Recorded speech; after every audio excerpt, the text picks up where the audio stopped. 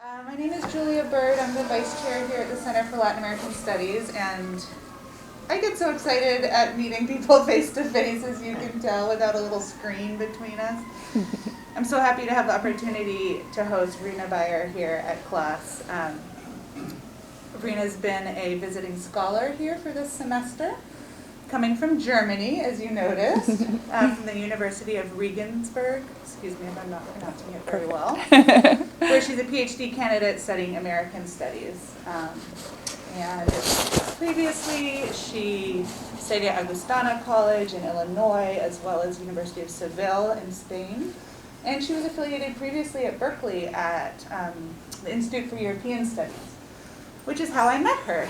She wrote to me, I think out of the blue one day, maybe, Yes. in February of 2020.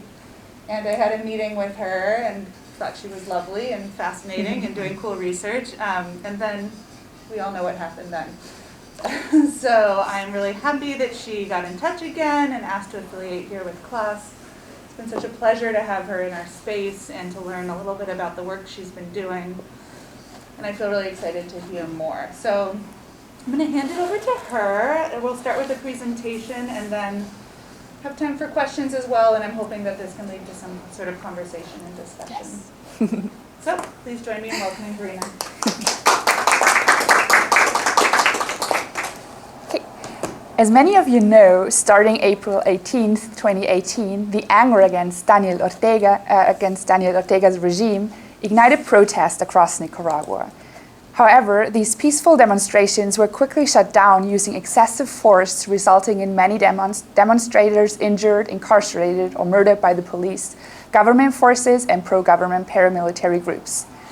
Ever since, civil society continues to be repressed, opposition activists and leaders are detained, and people's basic human and constitutional rights are violated. Ironically, this very Daniel Ortega, who has used brutal force to maintain his regime, in 1979 was one of the leaders of the Sandinista revolution, which overthrew the dictatorship of the Somoza family, a dynasty that had ruled the country with brutal force for 45 years. He was part of the hopes and dreams a revolutionary Nicaragua promised during the 1980s, eyed and envied by the global left. As it was described in a Mother Jones article, quote, "Backwater Nicaragua was the world center of the new left. Elsewhere, the dream of Che led to stupid posturings. In Leon, the dream of Che was the road to the Ministry of the Interior. Fantasy elsewhere was realism in Nicaragua." In the 1980s, Nicaragua thus became a projection surface for identity formation processes of many people on the left. But it was also despised by those who considered Nicaragua a communist beachhead during the late Cold War.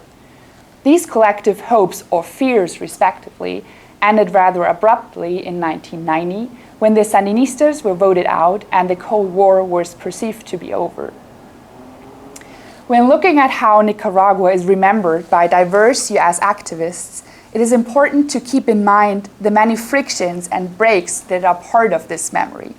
Those of the end of the Nicaraguan Revolution in 1990, but also the breaks and continuities beyond the 1980s. So remembering Nicaragua at different times also means knowing or not knowing different future outcomes.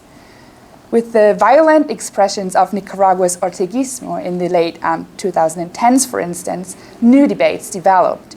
The former US peace and solidarity movement was by then divided into two factions, those still supporting the Sandinistas and justifying that with their continued fight against US imperialism, even though that made them forget to ask Nicaraguans what they really wanted. And the other faction condemned Ortega as a tyrant and dictator, sided with the Nicaraguan protesters, and asked self-critically, quote, "How did we not realize that they were becoming monsters? How did we let them get away with so much?" But now let's get back to the 1980s.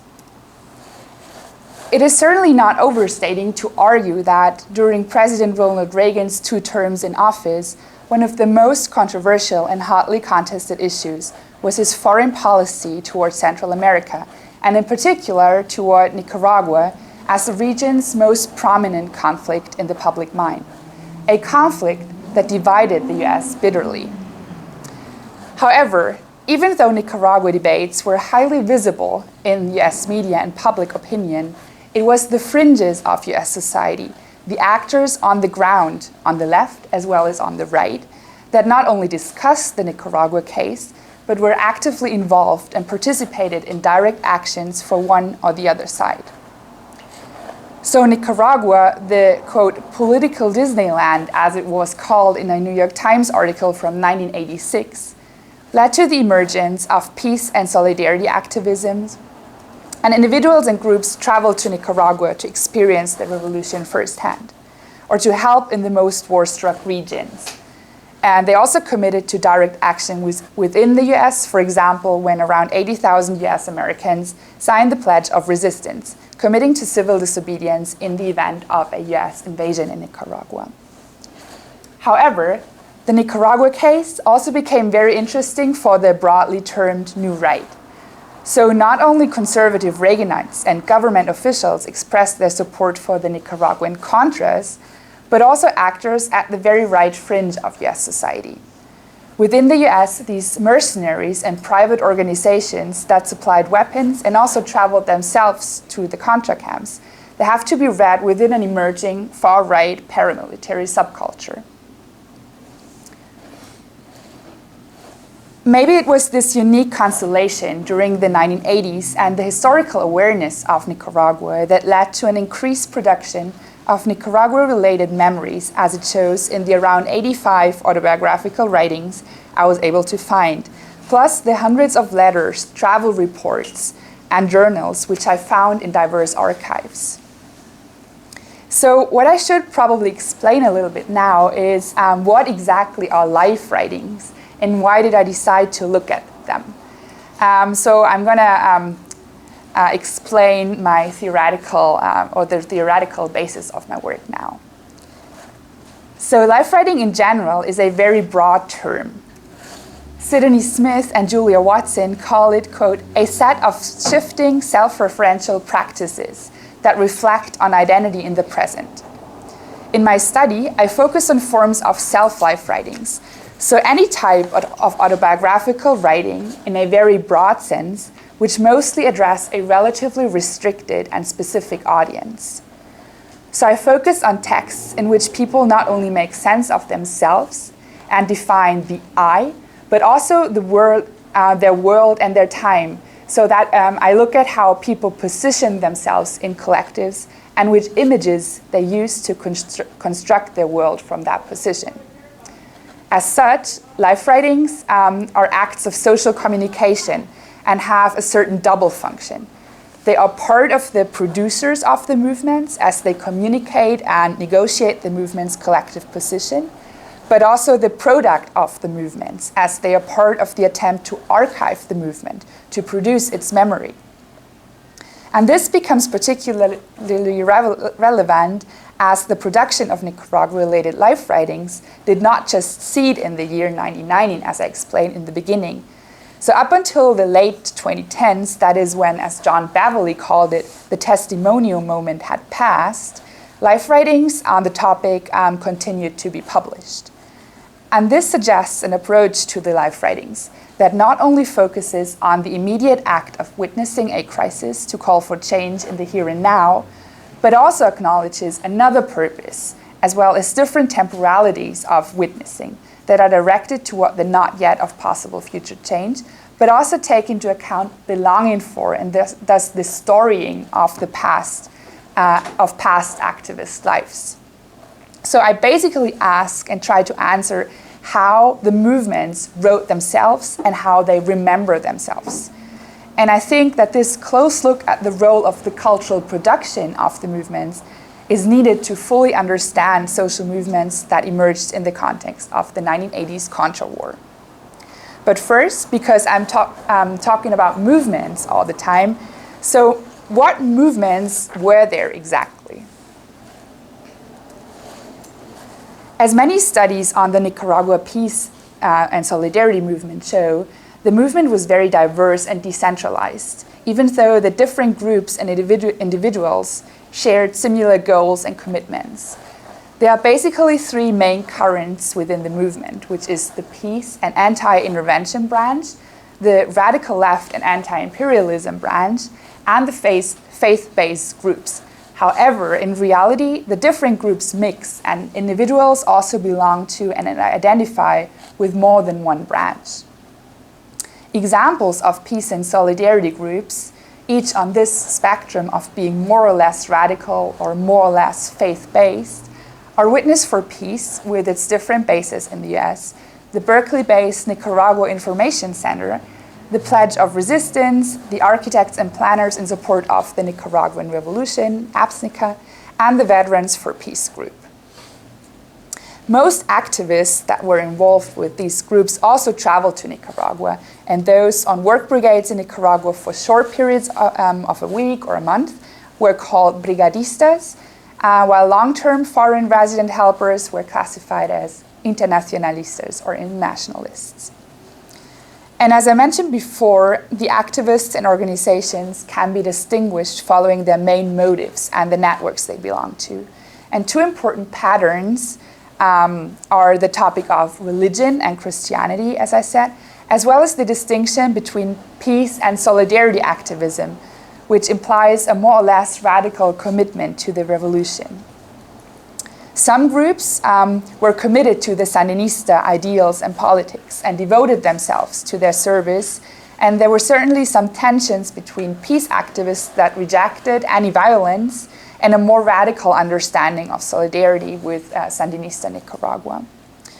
The group APSNICA, for instance, declared in a statement their contempt for the pacifism of the peace movement and their willingness to use violence if necessary, at least in theory, because as far as I know, no one in APSNICA ever really had to fight or use violence. And APSNICA clearly defines their position vis-a-vis that of the peace movement, which they criticize for weakening the position of the left in the US with its rejection of militant anti-imperialist action. On the other hand, other peace activists also criticize groups like APSNICA for the acceptance of violence, as well as their unconditional support of Nicaragua's leadership, quote, as submission to a foreign power and loss of control over one's own political destiny. However, even though this sounds like lots of disagreement in internal battles, it's important to note that even though there were differences within the broader peace and solidarity movement, all these networks and organizations coexisted, cooperated, and worked in the same direction. The actors of a rightist, non-state-based Nicaragua-related activism reveal a similar diverse field. So not only individual adventurers who decided to go to Nicaragua to fight for the Contras kind of belong to the movement, but we're talking about a well-connected network, most prominently with certain paramilitary organizations such as the Civilian Military Assistance, the CMA, the US chapter of the World Anti-Communist League, the Soldier of Fortune magazine, mercenary schools, and training camps. But we're also talking about groups belonging to the Christian right or the humanitarian right, such as the Christian Emergency Relief Teams or the American Freedom Coalition, that promoted its outward image as a humanitarian Christian organization that above all cares for the Nicaraguan refugees, but then also support and are well connected to, for instance, the Soldier of Fortune magazine or individual mercenaries. So we can observe that different currents of the rightist spectrum intersect when it comes to Nicaragua involvement. And there's a certain merger tendency on the far right of organizations from the Christian right, the humanitarian right, the anti-communist right, and the paramilitary right.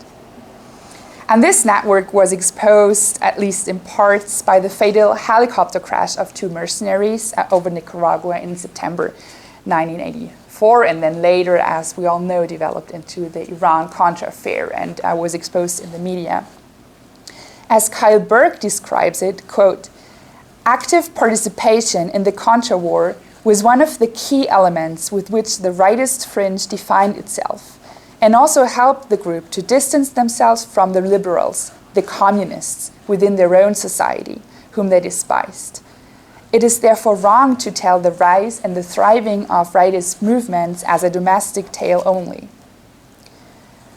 Thus, quote, by cloaking themselves in the garb of anti-communist guerrillas in the global south, conservative Americans were making the case that they, not leftists or liberals, were in the fact the real revolutionaries, the true warriors for democracy for all.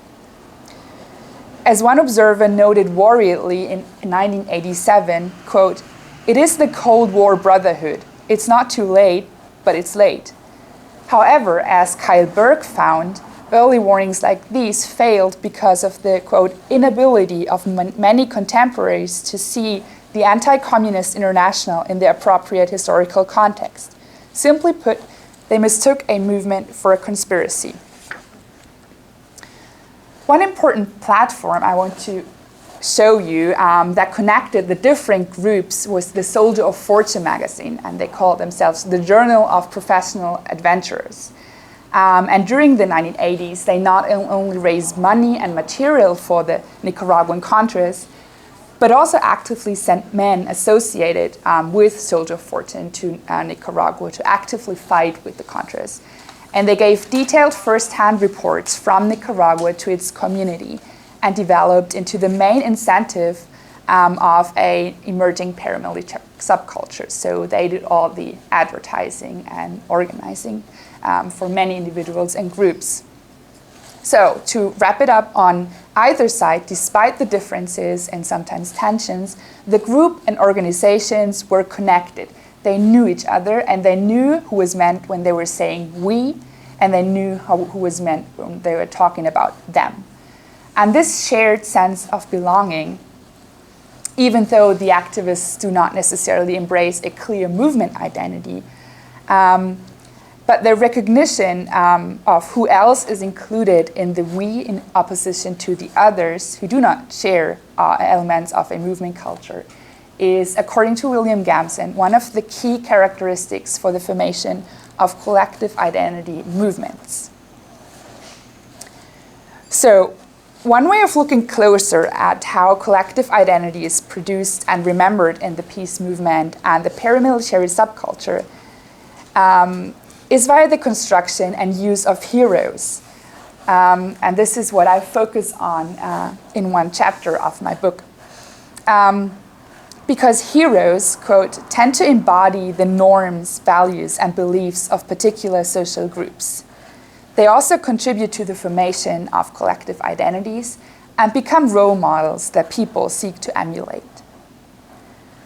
Some preliminary findings of my study are that narratives from the paramilitary subculture tend to use some sort of a Rambo figure to construct their identities, whereas a heroic martyr figure often seems to be the basis for the narrative identity construction of peace and solidarity activists. For the remainder of my presentation, I will focus on the martyr narrative only. Two famous martyr narratives run through the peace and solidarity movement: Ben Linder and Brian Wilson.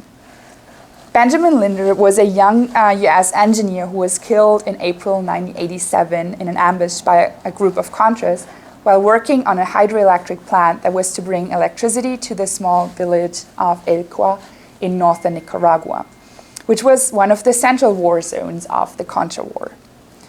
As he was the first US citizen living in Nicaragua who was killed by the Contras, his death made front-page headlines and soon became a polarizing debate. Participants within the Nicaragua peace movement called him a real national hero and martyr of the left, while supporters of Washington's policy questioned and criticized his motives. In September 1987, Vietnam veteran Brian Wilson sat down on the tracks at Concord Naval Weapons Station near San Francisco to protest arms shipments to Central America. The munition train, however, did not stop but ran him over, and he suffered severe injuries, including a fractured skull and the loss of both legs. In the aftermath, Wilson also received much media attention.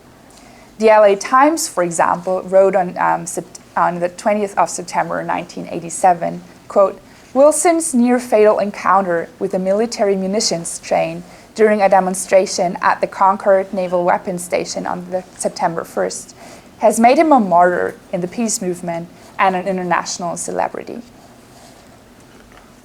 Martyrs, as cultural symbols, can either serve as a projection surface for suffered horrors and, quote, unite a community around a shared sense of victimization, or form a model figure for change. And I want to show how the image of the martyr is not only an external ascription by the media, but also produced and used within the collectives themselves. And I want to investigate how it's created in the autobiographical narratives and which function it has in the context of the Nicaragua conflict and beyond. So Brian Wilson, in his 1992 autobiography On Third World Legs, structures his whole life story around his experience in Nicaragua as a sort of conversion story with the accident on the trails as at the center.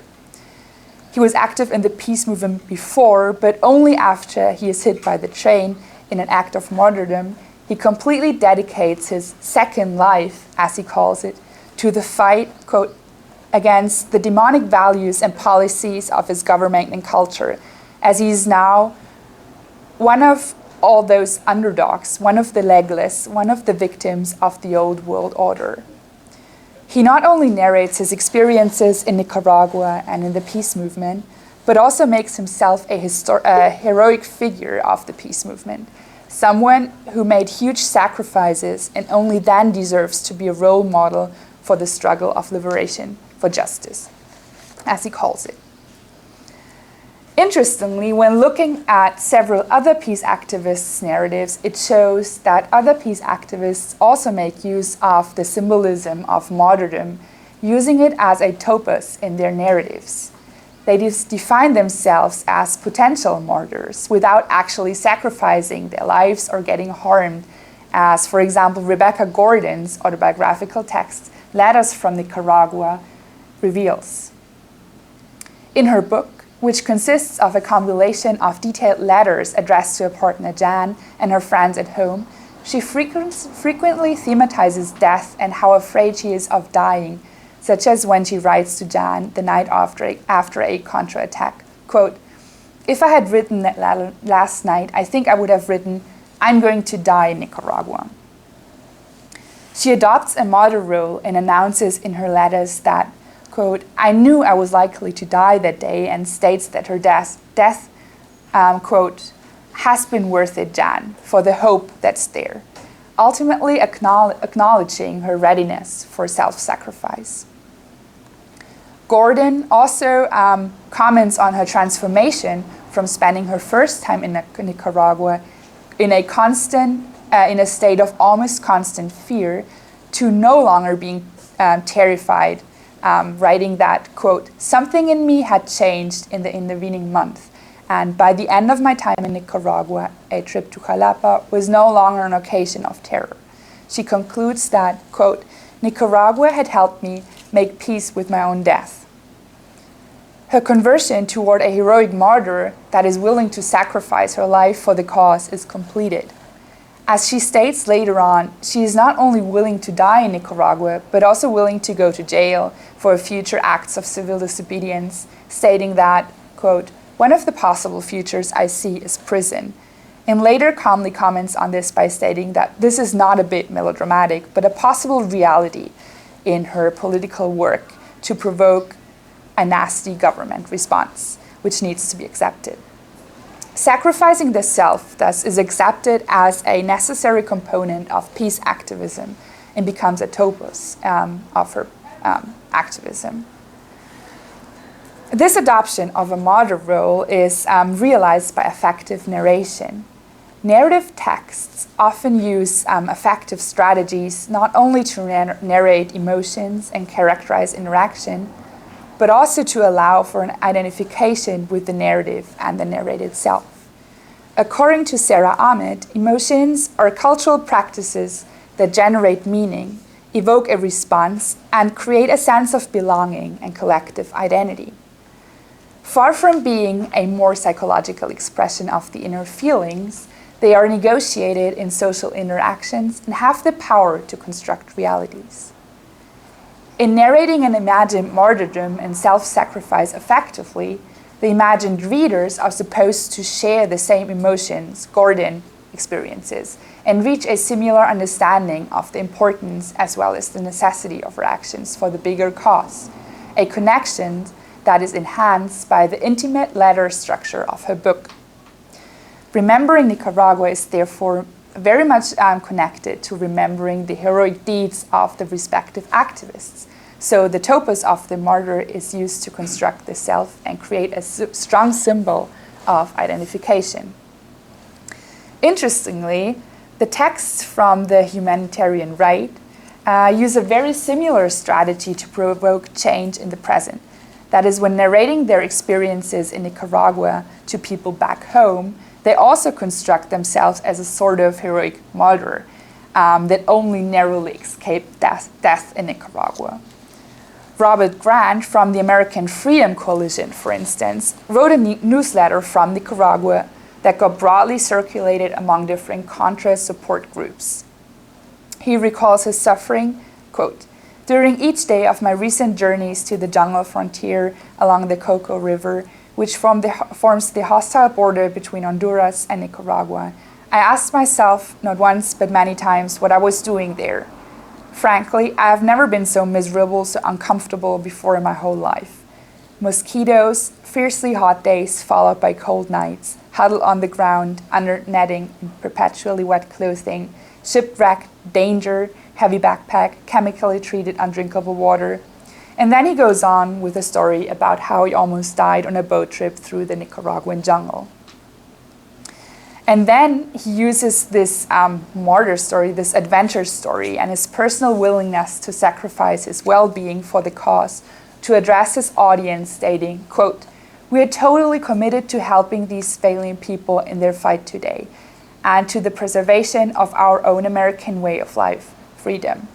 But without your commitment, our commitment is worthless. I can't go back to them without first coming back to you. Will you please be generous for our friends and then asking for financial support and donations for the Contras?" Within the Peace and Solidarity movement, the heroic figure of Brian Wilson became also part of the argument for more resistance and protest of the government's Nicaragua politics. The National Organization Pledge of Resistance, for example, took Wilson's accident at the tracks as incentive for further calls for action, which shows, for instance, in a letter to the pledge signers shortly after the incident, in which the individual act of martyrdom is connected to the broader cause of the movement. Quote, "Dear pledge signer, on Tuesday, September 1st, I was a witness to war. I saw my friend Brian Wilson run over by a Navy train, pulling 2 boxcars of explosives. At that moment, the train became a palpable, vivid symbol of the war, an uncompromising, accelerating force bent on destroying everything in its path. The war in Central America is a crime against humanity. Brian is right. Our dignity, our self-respect, and our honor can be claimed only through our resistance. We all must act. The war starts here, and so does peace."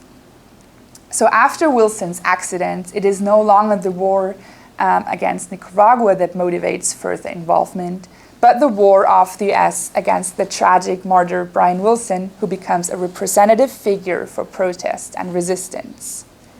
So both examples are calls for action that use acts of martyrdom and personal suffering and sacrifice for the cause. The martyrs themselves, Brian Wilson, but also Robert Grant, become role models for the respective groups and represent the fight each group has to fight. It gives it a face and also serves as an example of true commitment for the other activists. The martyr brings the war in Nicaragua home and in a very graphic way illustrates its atrocities. So interestingly, both sides, the peace activists and the Contra supporters, used the symbol of the heroic martyr for different causes. In this, I also observe a sort of a twist of what Spivak has called the axiomatics of imperialism, the imperial gaze that is always there when narrating other stories, by dominating their voices and subjugating its words to the meanings we desire to attribute to them, as Fernando Coronil calls it. But here in the narratives I look at, the self is narrated using Nicaragua as sort of a background of the construction of this self, and by linking the personal experiences of suffering and oppression to Nicaraguans' experience of suffering and expression. And this then leads us to a very critical question that remains and that I will investigate in a different chapter, but we don't have time for that now. So how much are these stories really about Nicaragua, and how much self does remembering Nicaragua-related activism contain? So, thank you.